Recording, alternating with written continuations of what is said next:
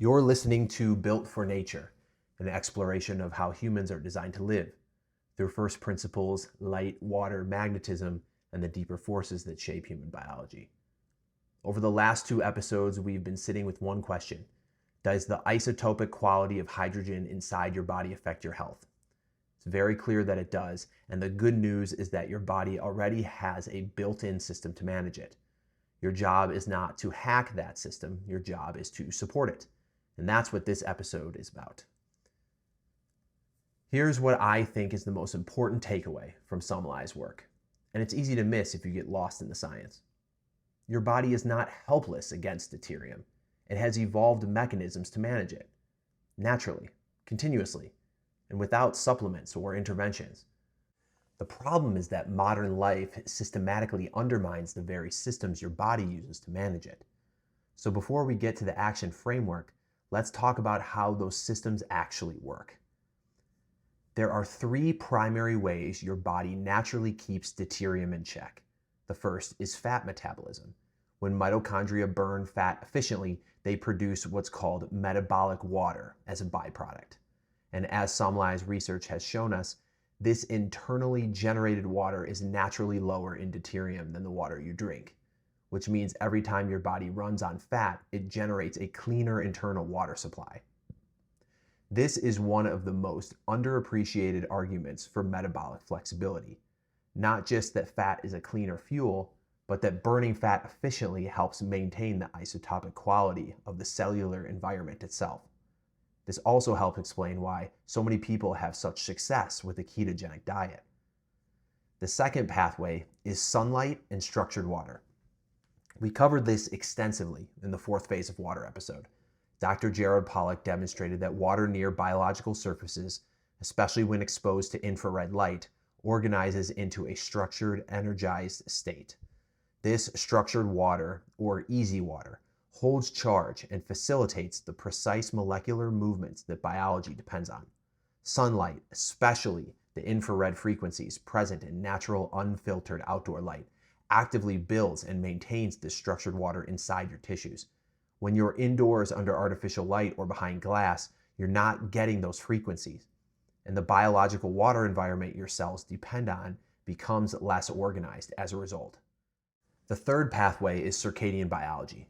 Mitochondria are not running at the same capacity all day. Their function is rhythmic, tuned to the light and dark cycle your body evolved under.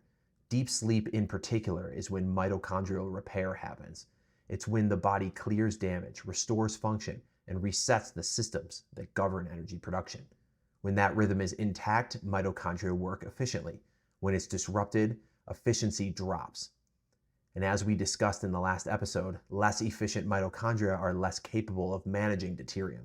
The depletion system weakens. So to summarize, fat metabolism, sunlight, and circadian alignment are the three pillars of your body's natural deuterium management.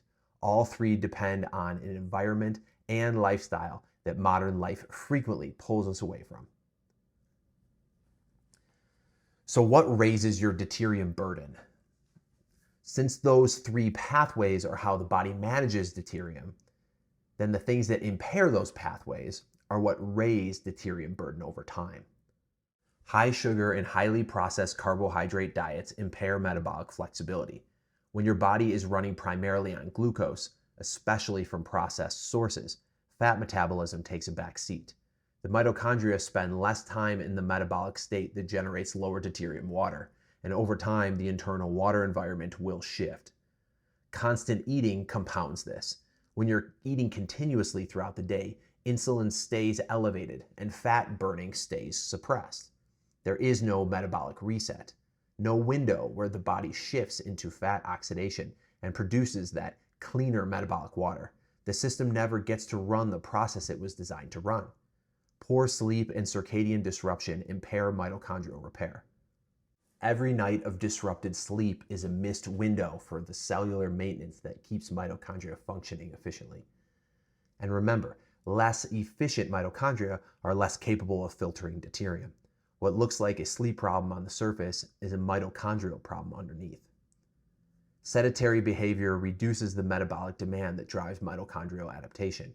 Mitochondria respond to challenge, Movement, especially sustained outdoor movement, stimulates mitochondrial biogenesis. It builds the capacity of the system. Without that stimulus, mitochondrial density and efficiency decline over time. And of course, chronic artificial light exposure disrupts both circadian rhythm and the structured water environment inside your cells. We covered the biophoton and light signaling angle in episode 4, which focused on Roland Van Wyck's work in Light Shaping Life. And we covered the circadian angle in episode 5, which focused on John Ott's work in Health and Light. And we connected it to structured water through Dr. Pollack via the fourth phase of water in episode 3. Artificial light at night disrupts all three of those systems simultaneously. None of these raise deuterium burden dramatically overnight, but sustained over years and decades, these patterns gradually erode the systems your body uses to maintain its own internal precision. So what's the call to action? What do you actually do? These sections are my favorite parts of Built for Nature episodes. Learning all the science behind everything is very important, but how to apply it to your life is how to put science into action. Here is the deuterium framework, and I'll reiterate, if you've been following along up to this point, almost none of this will be new, and that's the point. Number 1, improve fat metabolism. Build metabolic flexibility. This doesn't mean avoiding carbohydrates entirely, though seasonal eating patterns are important, as we touched on in the last episode. For instance, an ideal winter season, if you're living anywhere but near the equator, would involve eating very few, if any, carbohydrates. Building metabolic flexibility means training your body to efficiently access and burn fat as fuel. Here are some of the most practical ways to do this. First, create time between meals. Fasting is a wonderful tool to have in your health toolkit. Allowing 4 to 6 hours between meals without snacking gives your body a window to shift into fat oxidation. You'll also want to ensure you're only eating within the hours of sunrise to sunset to ensure proper circadian alignment, which we'll discuss more in point number 2. Second, reduce and eliminate, if at all possible, processed carbohydrates and added sugars. Anything processed isn't real food, and excess processed carbs chronically suppress the fat metabolism pathway you want to strengthen. Third, do resistance training. Muscle tissue is metabolically active.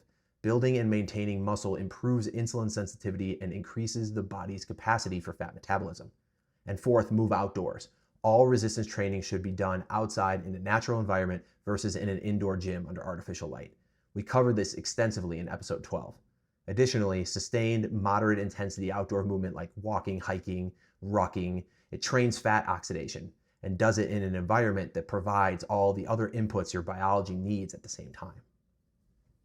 Number 2, support circadian alignment. This is where mitochondrial repair happens. The single most important practice here is morning sunlight. Getting outside within an hour of sunrise without sunglasses gives your biology the light signal it evolved to use as the anchor for the entire day's rhythm. It sets cortisol, it initiates melatonin timing for that night, and it begins the cascade of biological processes that regulate mitochondrial function throughout the day. After sunset, protect darkness. Remove bright artificial light from your evenings. Use red light or candlelight if you need light at all. And keep your sleep environment as dark as possible. This day-night contrast, bright natural light in the morning, genuine darkness at night, is the foundation of circadian health. And circadian health is the foundation of mitochondrial efficiency. And mitochondrial efficiency is the foundation of your body's ability to manage deuterium naturally. It all connects. Number 3, respect water quality. This is where I want to spend a little more time because there's an actual product category that's grown directly out of Sunlize research, and it's worth discussing, honestly. Deuterium-Depleted Water, often abbreviated DDW, is water that has been engineered to contain significantly lower concentrations of deuterium than naturally occurring water. It's real, it's commercially available, and the research around it, particularly in the context of cancer metabolism and mitochondrial function, is incredibly encouraging. Some clinical studies, primarily out of Hungary, where Sunlize research originated, have explored deuterium-depleted water as a complementary intervention alongside conventional cancer treatment, with results that are promising enough to take seriously. But here's the practical reality. At the time of this recording, deuterium-depleted water costs around $28 per liter. For context, the average person needs roughly 2 to 3 liters of water per day. Replacing your full daily water intake with deuterium-depleted water would run you somewhere between $56 and $84 a day. That's not a realistic long-term strategy for most people. So where does that leave us? I think deuterium-depleted water is worth knowing about, especially for anyone dealing with a serious metabolic or oncological condition where the research is most relevant. In that context, it is worth exploring as part of a broader protocol. But for most people, most of the time, the more important opportunity is what we've already been discussing, supporting your body's own internal depletion mechanisms. Because your mitochondria are running efficiently on fat metabolism with proper circadian support and regular sunlight exposure are already doing this work. The goal is to stop undermining that system, not to replace it with an expensive product. That said, if you want to move in the direction of lower deuterium water without the cost of full deuterium depleted water, there are more accessible options worth knowing about. High altitude glacial spring water tends to be naturally lower in deuterium than water from lower elevations. Some people also use home distillation, though distilled water strips minerals, so pairing it with a good mineral supplement or remineralization drops is important. There's also the practice of combining deuterium-depleted water with your normal drinking water via dilution. This brings the cost per liter down significantly and can be a great option for people. But start with the basics. Clean, mineral-rich water from a quality source, metabolic flexibility that generates lower deuterium water internally, and the mitochondrial health to run that process efficiently. That's where the real leverage is, and that's always going to be our number one focus here with Built for Nature. Number 4, reduce chronic metabolic stress. This is the catch-all category, and it's where most of the damage accumulates quietly over time. Non-stop eating, poor sleep, sedentary indoor living, artificial light at night, constant exposure to EMFs, chronic psychological stress without recovery. None of these feel dramatic in the moment, but they are all pulling in the same direction, toward mitochondrial inefficiency, toward circadian disruption, toward a body that is working harder just to maintain baseline function and has fewer resources left over for the precision management that keeps cellular environments healthy. The goal can't be perfection, or you'll never do anything. The goal is reducing chronic load wherever you can. Every shift in that direction matters and compounds over time. And number 5, grounding in time and nature. We covered the science of grounding in episode 10. The earth carries a negative electrical charge. Direct contact, barefoot on grass, soil, sand, or stone, allows electrons to flow into your body, neutralizing excess positive charge and supporting the electrical baseline your biology evolved with. In the context of deuterium, grounding and time in nature matter for a layered reason. Natural environments provide sunlight, including the infrared frequencies that build structured water. They provide grounding, which stabilizes the electrical environment your cells operate in. They provide lower electromagnetic noise, which reduces the chronic background disruption to biological signaling. And they provide the conditions where fat metabolism, circadian rhythm, and mitochondrial function all tend to operate most naturally. You are not separate from nature. You evolved within it, and your body's precision systems, including the ones Samlai is describing, evolved to run in that environment. Returning to it is not a lifestyle aesthetic. It's biological maintenance. So we started this 3-episode series with a question most people have never thought to ask. Does deuterium, a specific form of hydrogen inside your water, inside your body, affect your health? And we've worked through the science of why the answer is yes, but here's what I want to leave you with.